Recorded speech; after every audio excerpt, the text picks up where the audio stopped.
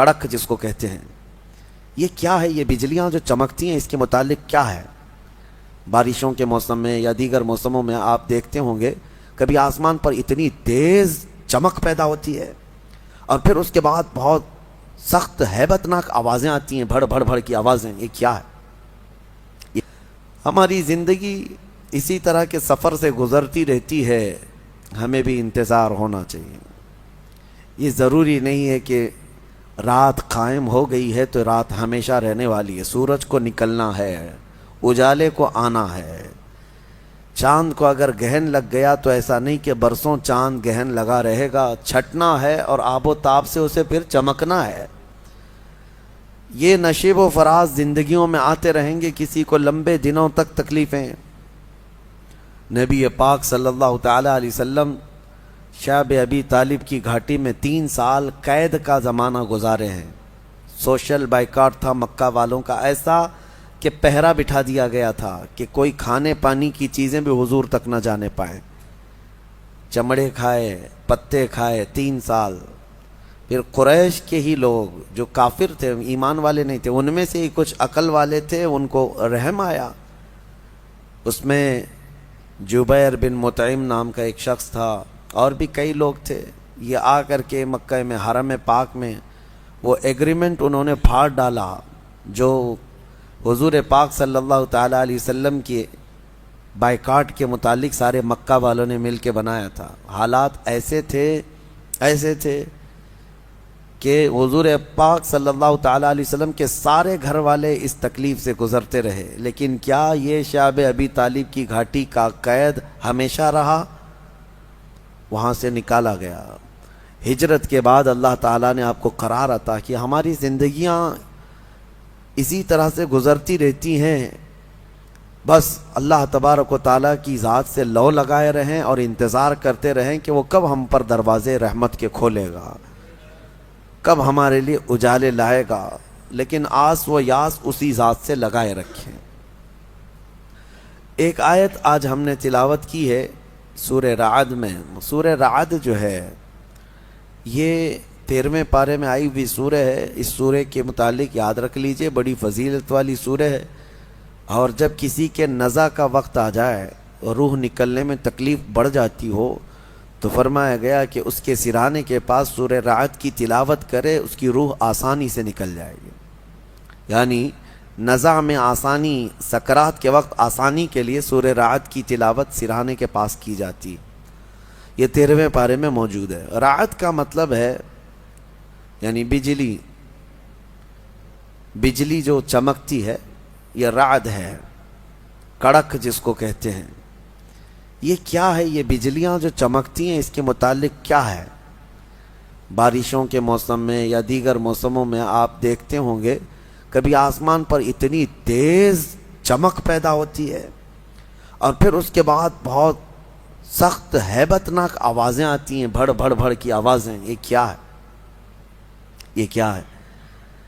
اس کے متعلق روایات میں ہے کہ فرشتے آسمانوں کو ہانکتے رہتے ہیں اپنے کوڑے سے، اور جب فرشتے کوڑا مارتے ہیں، بعض میں ہے کہ فرشتے جب کوڑا مارتے ہیں آسمان پر تو یہ بجلی کی چمک پیدا ہوتی ہے اور ان کے کوڑے کی آواز ہوتی ہے جو پوری دنیا سنتی. اس قدر ہیبت ناک ہوتی ہے. اس سے آپ اندازہ کریں وہی کوڑا قیامت کے دن مجرموں کو مارا جائے گا. آسمان کو جب مارا جاتا ہے تو اتنی تیز روشنی پیدا ہوتی ہے، اور اگر اس سے آگ گر جائے تو نیچے جہاں گرے وہ سب جل کر خاک ہو جائے، اور آواز اتنی خطرناک کہ پورا علاقہ سن لیتا ہے. پھر قیامت کے دن جب فرشتے کوڑے لگائیں گے، وہی کوڑے ہیں. ہمارا جسم کیسے اس چیز کو اٹھا سکے گا، برداشت کیسے کر سکے گا؟ بہرحال ایک آیت ہے اس میں سورہ رعد میں، اس کی تلاوت کرنی چاہیے جب بھی بجلیاں گرجتی ہیں. وَيُسَبِّحُ الرَّعْدُ بِحَمْدِهِ وَالْمَلَائِكَةُ مِنْ خِيفَتِهِ وَيُرْسِلُ الصَّوَاعِقَ فَيُصِيبُ بِهَا مَنْ يَشَاءُ وَهُمْ يُجَادِلُونَ فِي اللَّهِ وَهُوَ شَدِيدُ الْمِحَالِ. اللہ فرماتا ہے یہ کڑک اللہ کی تسبیح بیان کرتی ہے. اس کی حمد کی، اور فرشتے خوف کھاتے ہیں، ڈرے ہوئے ہوتے ہیں۔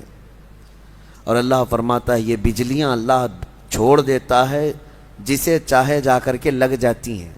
یعنی یہ کرنٹ جو چلتا ہے بجلی کوڑے مارنے کے بعد، یہ دنیا میں کہیں نہ کہیں گرتی ہے، اور جس کو چاہے وہ بجلیاں جلا کر خاک کر دیتی ہیں۔ اللہ تبارک و تعالیٰ نے اس کا ذکر اس سورہ میں بیان فرمایا۔ اسی سورہ میں ایک آیت ہے، اللہ فرماتا ہے ان اللہ لا یغیر ما بقوم حتی یغیروا ما بانفسہم، بے شک اللہ تعالیٰ اس وقت تک کسی قوم کی حالت نہیں بدلتا جب تک وہ قوم خود اپنی حالت بدلنے کی فکر نہ کرے۔ قوت فکر و عمل پہلے فنا ہوتی ہے جب کسی قوم کی شوکت پہ زوال آتا ہے۔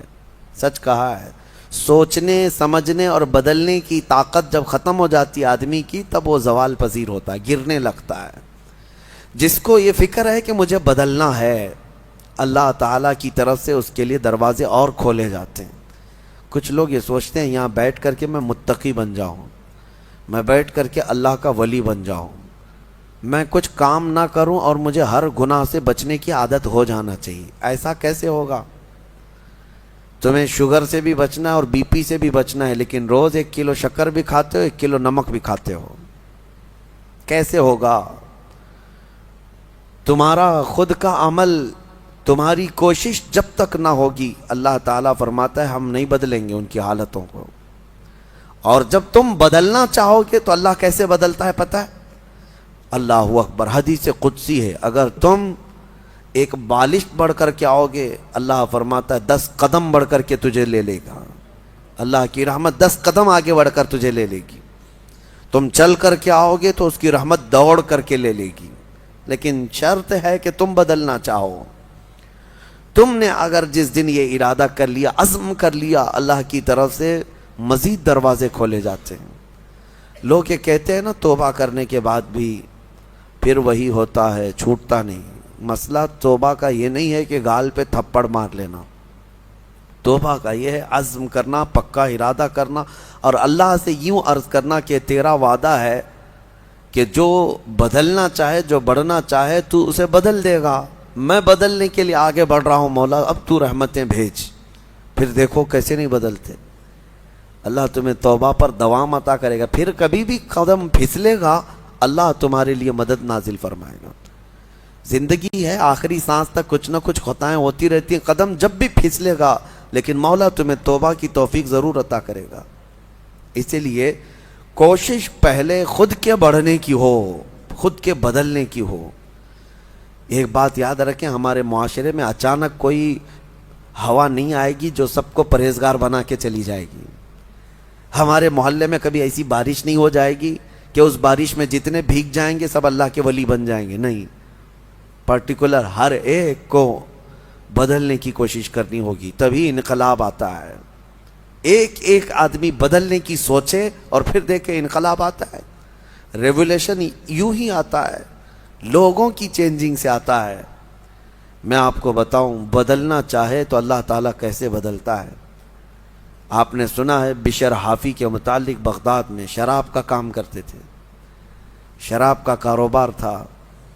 ایک بار انہوں نے ایک تحریر جس میں بسم اللہ لکھی ہوئی تھی، وہ زمین پر کیچڑ میں گری ہوئی تحریر کو اٹھا کر چوم لیا اور گھر پہ لا کر اوپر رکھ دیا۔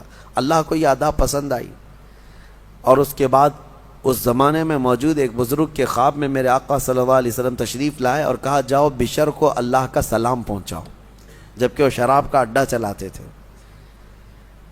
تو اس بزرگ نے یہ سوچا کہ میرا یہ وہم ہوگا، 3 دن مسلسل خواب دیکھا، اس کے بعد آ کر کے بشر سے کہا اے بشر مجھے نہیں معلوم، لیکن مسلسل 3 راتوں سے میں خواب میں رسول اللہ کو دیکھ رہا ہوں، اللہ کی طرف سے تجھے سلام پہنچانے کا حکم فرما رہے ہیں۔ تھے تو مسلمان لیکن بھٹکے ہوئے، راستہ چینج تھا۔ اسی وقت اپنے شراب خانے سے باہر نکلے، چیخ مار کر کی یوں عرض کرنے لگے مولا تو یقیناً رحیم و کریم ہے، ستار ہے، ایک بسم اللہ کے ٹکڑے کی میں نے عظمت کی اور تو رب العالمین مجھے سلام بھیجتا ہے، لیکن اتنا ہی نہیں کہ ایک سلام آیا اور پھر اس کے بعد اپنا دھندا چلتا رہا، بشر حافی نے عزم کر لیا تھا، ارادہ کر لیا تھا کہ پلٹ کر کے میں اپنے اڈے کو دیکھوں گا نہیں. وہاں سے جو نکلے ننگے پیر نکلے اور زندگی بھر ننگے پیر ہی چلتے رہے. پھر چپل پہنے ہی نہیں، کیونکہ چپل چھوڑ کر کے باہر آئے تھے اس بزرگ سے ملنے کے لیے، اسی حالت میں نکل آئے. تو جب کسی کا پکا ارادہ ہوتا ہے تو اب اللہ تعالیٰ نے ان کے لیے ایسے دروازے کھولے. اللہ اکبر. وہ بغداد کے قطبوں میں شمار ہوئے ہیں، قطب الاقطاب تھے، اللہ کے ولیوں میں تھے. اور حد تو یہ ہے کہ ایک بزرگ نے دیکھا بغداد میں ایک کتے نے راستے پر پیشاب کیا ہے، پخانہ کیا شہر کے راستے پہ. اس بزرگ نے فرمایا جاؤ دیکھو آج بشر حافی کا انتقال ہو گیا ہوگا.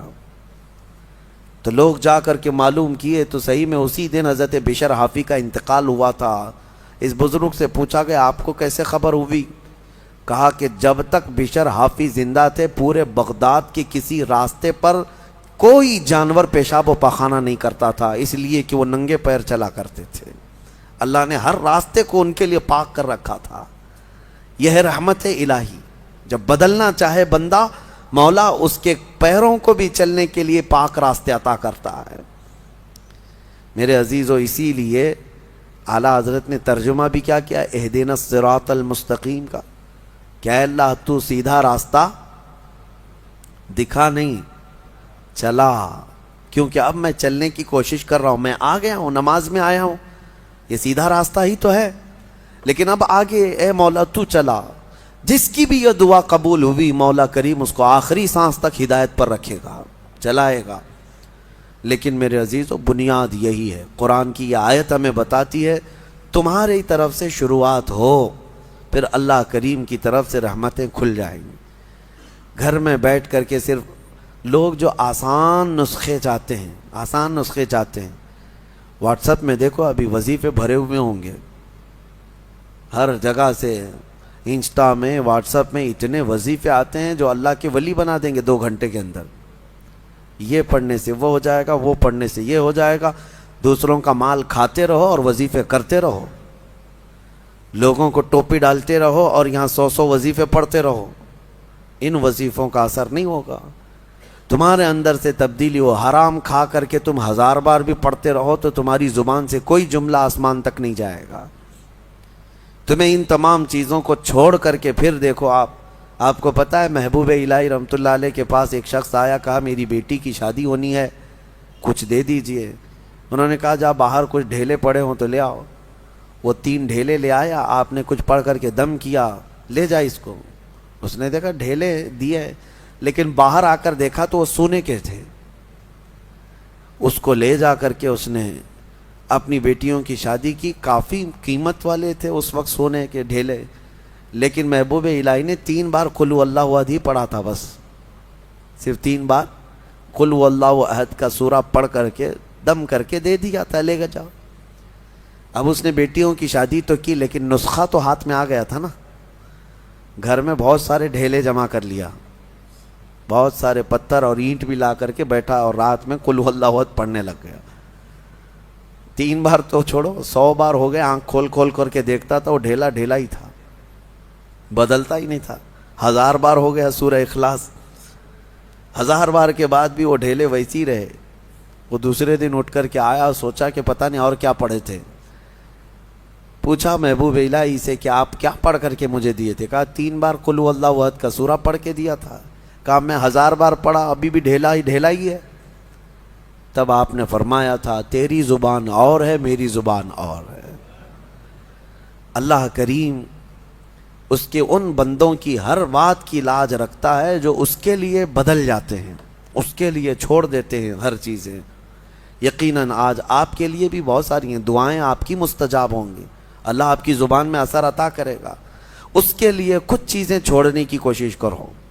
اس کے لیے کچھ نہیں بلکہ بہت ساری چیزیں چھوڑنا ہے. حرام چھوڑنا، میں آپ کو بتاؤں، یہ تو مسلمان کے لیے فرض ہے. بعض لوگ یہ کہتے ہیں میں شراب نہیں پیتا، پرہیزگار آدمی ہے. چوری نہیں کرتا، پرہیزگار آدمی ہے.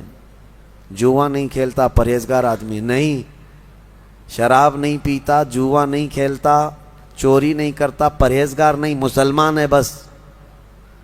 مسلمان ہے بس شک کی چیزوں سے بھی بچتا ہے تب پرہیزگار ہے، حرام چیزوں سے بچتا ہے تو مسلمان ہے. مسلمان کے لیے اتنا تو کرنا ہی ہے. جو شک والی چیزیں ہیں ان سے بھی بچتا ہے تب وہ اتقیا میں ہے، پرہیزگاروں میں ہے. بہرحال اللہ کریم ہمیں خود کو بدلنے کی توفیق عطا فرمائے. آج پوری امت کے لیے یہ چیز ہے، پوری امت کے لیے. کاش ہمارا یہ پیغام ہر نوجوان تک پہنچے جو شب قدر میں اور جمعہ کی بھیڑ میں اور نہ جانے کتنی راتوں اللہ کی بارگاہ میں دعا کرتے رہتے ہیں، اے اللہ امت پر رحم فرما دے. ٹھیک ہے، دعا ہونی چاہیے، لیکن کیا صرف اور صرف ہم دعا کرتے رہیں اور اپنے آپ کو کبھی نہ بدلیں؟ کبھی نہ بدلیں.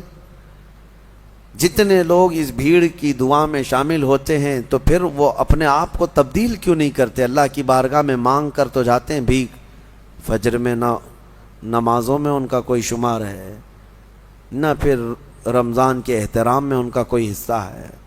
مجھے یہ بتاؤ، شوق سے ویڈیو ادھر سے ادھر پھیلاتے رہتے ہیں. ایک ویڈیو پتہ نہیں کتنا سرکولیٹ ہوتی ہے.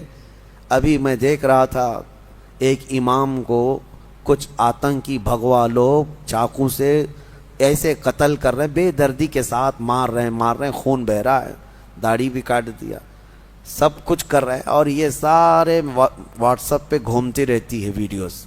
اس سے پہلے بھی دیکھا ہوگا آپ نے بہت سارے اس طرح سے ظلمن مارنے والی ویڈیوز. دیکھا فارورڈ کر دیا، دیکھا فارورڈ کر دیا. کیا اتنا احساس بھی مر گیا کہ ان تمام چیزوں کو دیکھنے کے بعد خود کو بدلنے کی کوشش کرتا؟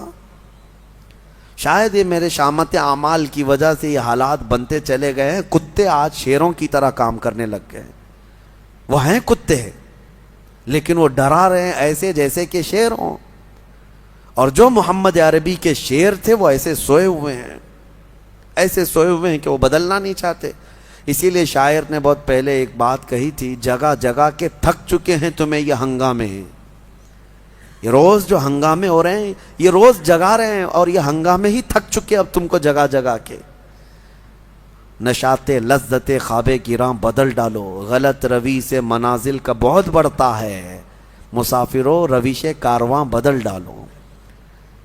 تم اگر ٹیڑھا چلتے رہو گے تو منزل لمبی ہو جائے گی، تو چلنے کا طریقہ بدل ڈالو، جو سیدھا راستہ ہے اس پر آ جاؤ.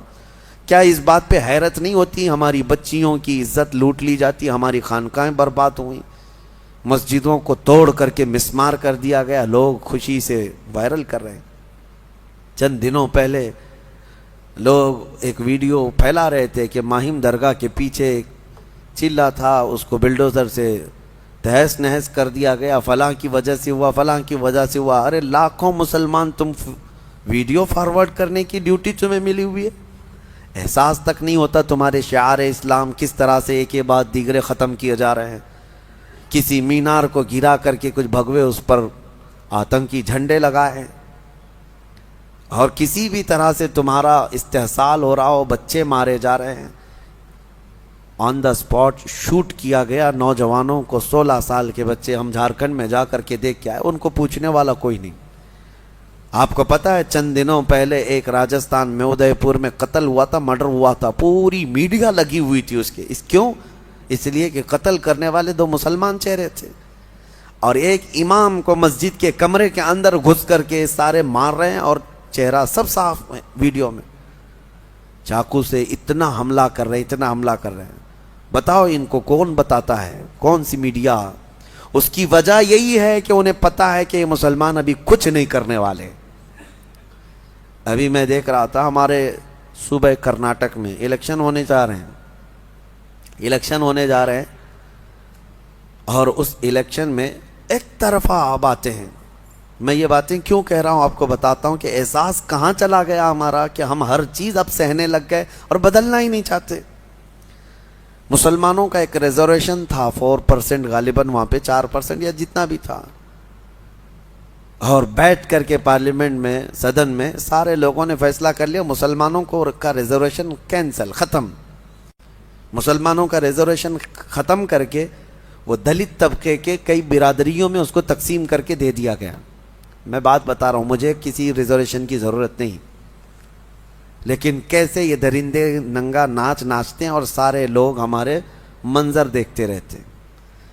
بانٹ کر کے دوسرے طبقوں کو دے دیا گیا, دوسری برادریوں کو. لیکن ایک سماج ہے, ایک برادری ہے جس کو 2.5% بڑھا کر کے دیا ہے گورنمنٹ نے. پہلے سے آلریڈی ان کا ریزرویشن تھا, 2.5% اور بڑھا کر کے دیا. لیکن اس کے باوجود وہ پوری برادری کے لوگ سڑکوں پر آئے, توڑ پھوڑ کیے, بڑے بڑے نیتاؤں کے گھروں کو گھیرا کر لیے, صرف اس لیے کہ ہمیں کم بانٹا گیا ہے. ایک برادری والے, ایک سماج والے پورے سڑکوں پر ہیں کہ 2.5% جو ریزرویشن بڑھا کر کے دیا گیا ہے یہ کم بڑھایا گیا, ہمیں اور زیادہ بڑھا کے دینا تھا. اور ایک طرف یہ کروڑوں مسلمان ہیں جن کا پورا صاف کر دیا گیا ہے اور کوئی بولنے کے لیے تیار نہیں. یہ ہماری احساس کی موت نہیں ہے تو اور کیا ہے. آپ کو ایسا لگ رہا ہوگا کہ میں سیاسی باتیں کر رہا ہوں, بلکہ حقیقت یہ ہے کہ تمہاری ہر چیز چھین لے جانے کے بعد تم صرف اور صرف واٹس ایپ پہ فارورڈ کرتے رہ جاؤ کہ باقی کچھ نہیں. اور وہ نیتا کہاں ہیں جو بیچارے بھیک مانگنے کے لیے تو آ جاتے ہیں, لیکن ان معاملات پر کلام کرنے کی بھی بات نہیں ہوتی. خیر, میرا خلاصہ کلام یہی ہے, نہ سنبھلو گے تو مٹ جاؤ گے اے ہندی مسلمانوں. اقبال نے بہت پہلے کہا تھا, نہ سنبھلو گے تو مٹ جاؤ گے اے ہندی مسلمانوں, تمہاری داستان تک نہ ہوگی داستانوں میں, تمہاری داستان تک نہ ہوگی داستانوں میں. اور اسی اقبال نے کہا تھا, کہاں تم بیٹھنے لگ گئے آج, گٹر پہ, نالوں پہ, نکڑ پہ, تمہاری یہ جگہ ہے, تمہاری یہ جگہ ہے. نہیں تیرا نشیمن قصر سلطانی کے گنبد پر, تو شاہین ہے بسیرا کر پہاڑوں کی چٹانوں میں. تم امت محمدیہ ہو. بہرحال ہو سکتا ہے میری یہ بات کسی پر اثر کر جائے. اللہ کرے کہ مجھے اور آپ سب کو اپنے آپ کو بدلنے کی توفیق عطا فرمائے. امت آج قسم پرسی کے عالم میں ہے. اللہ کریم ہمیں بہترین قائد عطا فرمائے, ہمیں صلاح الدین کا نائب عطا فرمائے, ہمیں شہاب الدین کا نائب عطا فرمائے جو امت کو جوڑ دے اور ہماری کھوئی ہوئی وقار و عزت کو واپس دلا دے. اور ایک آیت میں آپ کے سامنے رکھ کر اپنی گفتگو کو سمیٹتا ہوں. اللہ نے فرمایا, اب قرار والی بات ہے. اتنی دیر میں نے جو گفتگو کیا یہ پریشان والی بات تھی کہ ہم نہیں بدل رہے, حقیقت ہے, لیکن ایک قرار والی, اطمینان والی بات ہے. اللہ فرماتا ہے, الا بذکر اللہ تطمئن القلوب, آگاہ ہو جاؤ, دلوں کا قرار اور اطمینان اللہ کے ذکر میں ہے. اللہ کے ذکر میں. اللہ کا ذکر صرف یہی نہیں ہے کہ اللہ اللہ اللہ کریں. آپ مسجد میں بیٹھے, یہ بھی اللہ کا ذکر ہے, اللہ کا ذکر ہے. تم جس حال میں اسے یاد کر رہے ہو. ذکر کا مطلب عربی میں یاد کرنا. ذکر کے کئی قسمیں, ذکر باللسان, ذکر بالجوارح, ذکر بالقلب. تم اپنی زبان سے بھی ذکر کر رہے ہو اللہ کا, لا الہ الا اللہ, لا الہ الا اللہ, یہ ذکر باللسان ہے. ذکر بالجوارح, تمہارے ہاتھ کوئی نیک کام کر رہے ہیں, تم جو ہے یہاں صفائی کر رہے ہو اللہ کے گھر کی, کسی یتیم کی مدد کر رہے ہو, ہاتھ سے کوئی بھی کام کر رہے ہو, پیروں سے کوئی کام کر رہے ہو, چل کر کے جا رہے ہو, یہ تمہارے اعضاء کا ذکر ہے, تمہاری باڈی کا ذکر ہے. اور زبان سے بھی نہیں کر رہے, ہاتھ پیر سے بھی نہیں کر رہے, لیکن جہاں بیٹھے ہو اپنے دل میں اللہ کو یاد کر رہے ہو, یہ قلب کا ذکر ہے. لیکن آپ کو ہونا یہ چاہیے کہ ان تینوں میں کسی ایک میں مشغول ضرور رہو. یا تو ذکر بالقلب میں رہو, یا ذکر باللسان میں رہو, یا ذکر بالجوارح میں رہو. کسی بھی ذکر میں رہو گے, بدلہ کیا ہے؟ اللہ فرماتا ہے فَاذْكُرُونِي أَذْكُرْكُمْ, تم مجھے یاد کرتے رہو گے, میں تمہیں یاد کروں گا. اور اس کے یاد کرنے کا طریقہ یہ ہے, تفسیر میں فرمایا گیا, تم اگر اس کو تنہائی میں یاد کرو گے تو وہ مجمع میں یاد کرے گا. تم اگر انسانوں کے مجمع میں یاد کرتے ہو اللہ کو, تو رب تعالیٰ فرشتوں کے مجمع میں تمہیں یاد کرتا ہے. اور جب تم رات کی تنہائی میں دنیا میں اسے یاد کرتے ہو تو اللہ کب یاد کرتا ہے؟